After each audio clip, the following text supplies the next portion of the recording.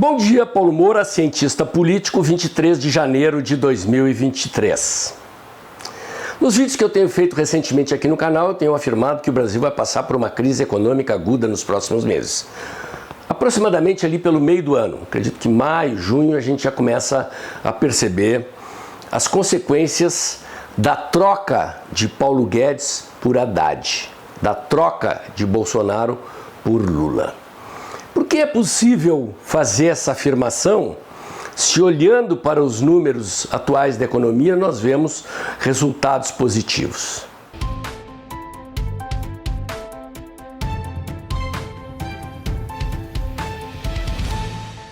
Em primeiro lugar, porque os números atuais são números que olham para o retrovisor, que olham para trás, que olham para os resultados produzidos pela política econômica do ministro Paulo Guedes. O ministro Paulo Guedes é um liberal, é um ministro pró-mercado. E pela lógica liberal, que entende o poder, a força, a pujança da liberdade de mercado, do espírito empreendedor num ambiente de liberdade, o governo deve atuar desburocratizando, desregulamentando, ampliando a liberdade de mercado. E quando os governantes fazem isso, ou seja, para usar a linguagem do presidente Bolsonaro, quando o governo sai do cangote do empreendedor, quando o governo para de atrapalhar o empreendedor fareja a oportunidade e, tal como água em terreno irregular, vai buscando as brechas para fazer os seus negócios crescerem, os lucros aumentarem, contratarem novos empregados, e isso, como consequência, gera crescimento econômico e aumento da arrecadação tributária. A Lei da Liberdade Econômica, aprovada pelo Congresso Nacional no primeiro ano do presidente Bolsonaro, que foi reproduzida em muitos estados, em muitas cidades do Brasil, é um exemplo disso. Mas há uma série de outros exemplos, muitos dos quais ficaram pouco conhecidos porque o ministro Paulo Guedes trabalhou em silêncio, detendo o poder na caneta na mão e sabendo que certas decisões iriam enfrentar resistências. O ministro e os seus auxiliares foram desenvolvendo políticas públicas movidas por essa ideia, por este princípio. Sair do cangote do empreendedor, eliminar regras burocráticas, reduzir impostos, atrair investimentos privados, usar o dinheiro público para investimento no social. Infraestrutura é para ser financiada pela iniciativa privada.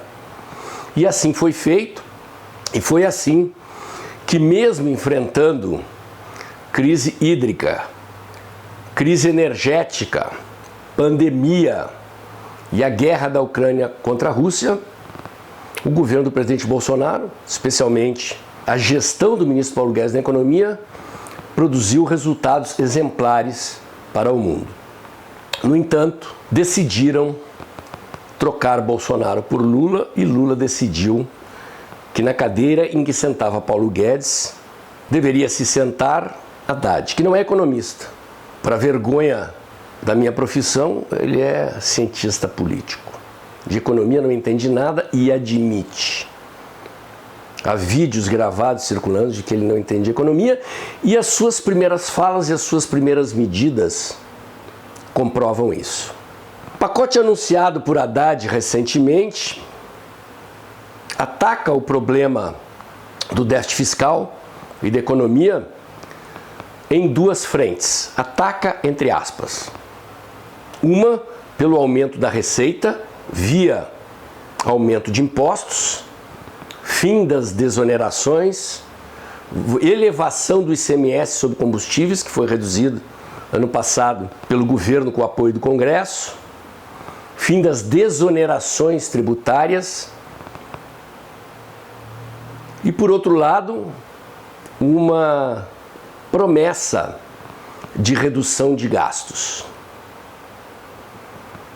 Teve gente no mercado vendo como positiva a intenção de corte de gastos a preocupação com um suposto superávit fiscal, ou pelo menos com a redução do déficit. Mas nem bem se passaram alguns dias, já se pode perceber nas páginas da imprensa que a credibilidade do Haddad para fazer o que prometeu não vale aquilo que ele faz quando vai ao banheiro. Haddad promete cortes de gastos ao mesmo tempo em que outros membros do governo, perguntados por jornalistas, como por exemplo o insuspeito Carlos Alberto Sardenberg, do Globo, editorialista de economia do Grupo Globo, liberal daqueles que fez o L, houve políticos do PT dizendo que esse negócio de corte de gastos é conversa fiada do mercado, ou seja, sinalizam que não haverá corte de gastos. E o histórico do PT comprova isso. Portanto, o pacote do Haddad deve apostar, isto sim, naquilo em que sempre apostam os governos pró-Estado.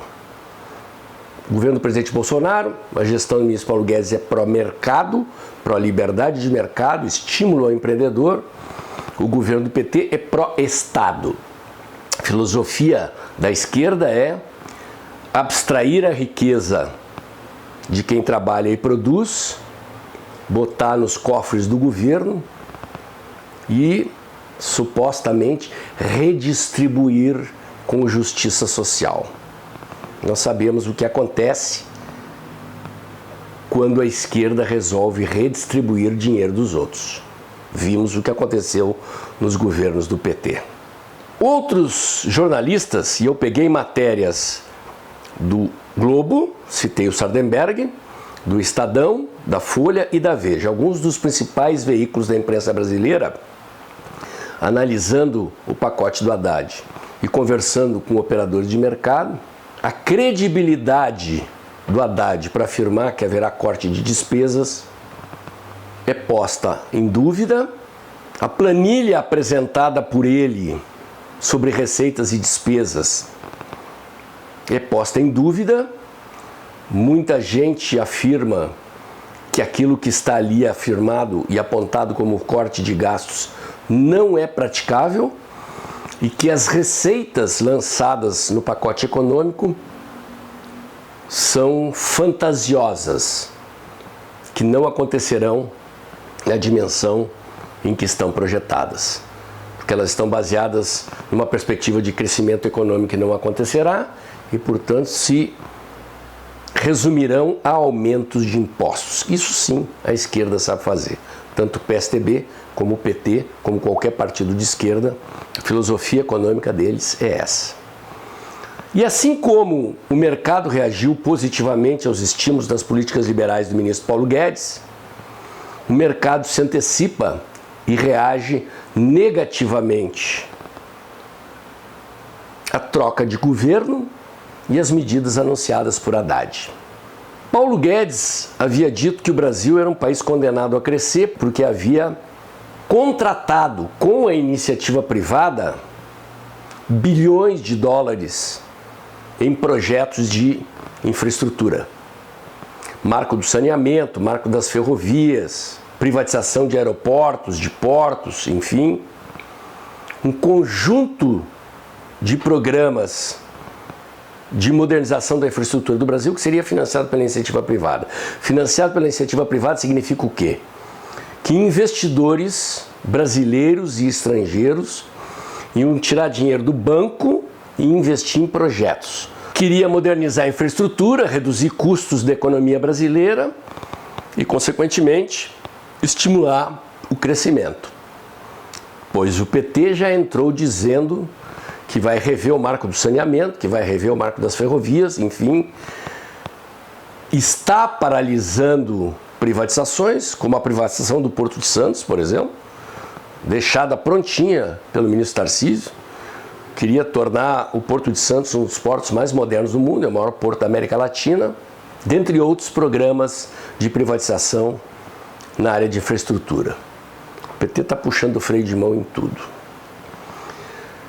E essa puxada de freio de mão é percebida pelo mercado, gente. Aliás, no momento em que o resultado da eleição foi anunciado e que o candidato deles foi escolhido por eles, se é que me entendem, investidores, empresários já começaram a puxar o freio de mão dos seus projetos empresariais.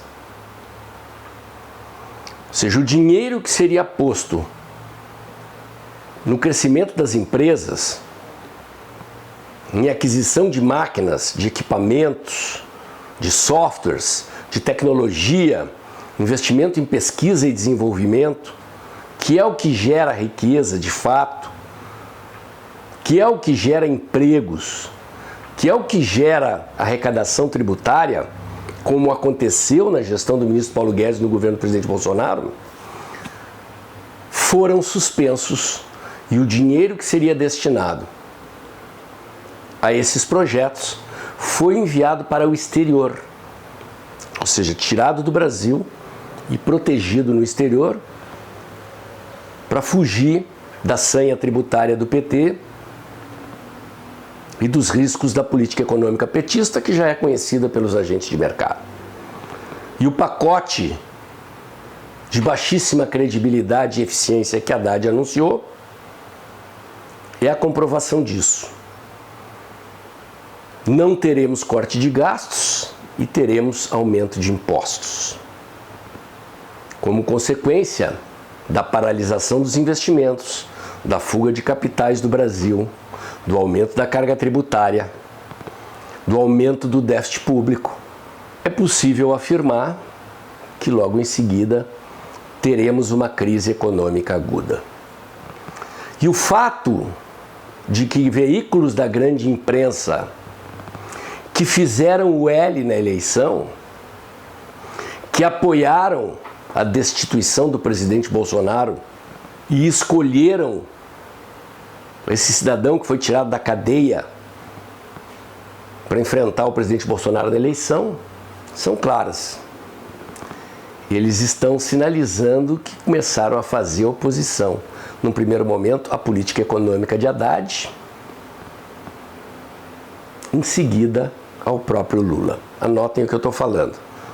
Eles já estão conspirando pelo picolé de chuchu sentado na cadeira do chefão do PT. Meu comentário de hoje era esse. Se você gostou, curte, comenta e compartilha. Bota dedãozinho lá, aperta o sininho para o YouTube avisar você quando tem vídeo novo no canal. Inscreva-se aqui no meu canal, inscreva-se também nos meus canais alternativos. O Dextra by Paulo Moura do Instagram, o Dextra by Paulo Moura do Telegram, o Dextra Jornalismo da COS.tv, meu canal alternativo de vídeos. E lembre-se que o vídeo está acabando, gente, logo depois da vinheta. Pinga seu Pix mensal aí. Gente, eu estou muito feliz, o canal voltou a crescer, já estou me aproximando de 112 mil seguidores, começou a pingar Pix de novo aí, como eu disse no vídeo de ontem, parece que a ficha do pessoal caiu, mudaram o ponto de vista sobre como é que nós temos que enfrentar esse governo, a oportunidade para a gente dar uma entrada forte neles daqui a alguns meses está subindo no horizonte, mas o baque na receita do canal foi grande, viu, gente? Desde 23 de dezembro do ano passado, quando eu anunciei que, infelizmente, a atitude esperada não ia acontecer, eu comecei a perder seguidores e perder Pix. Talvez o pessoal agora tenha percebido a minha intenção e o meu ponto de vista quando eu anunciei isso, mas o Pix de vocês é fundamental para eu continuar esse trabalho que há mais de 3 anos eu faço defendendo ideias liberais, valores conservadores, um Brasil livre, próspero, com ordem e progresso. Agradeço também se você puder continuar chamando seus amigos, colegas, parentes para seguir o canal, levando mais longe os conteúdos que eu apresento aqui. Obrigado a todos e amanhã tem mais.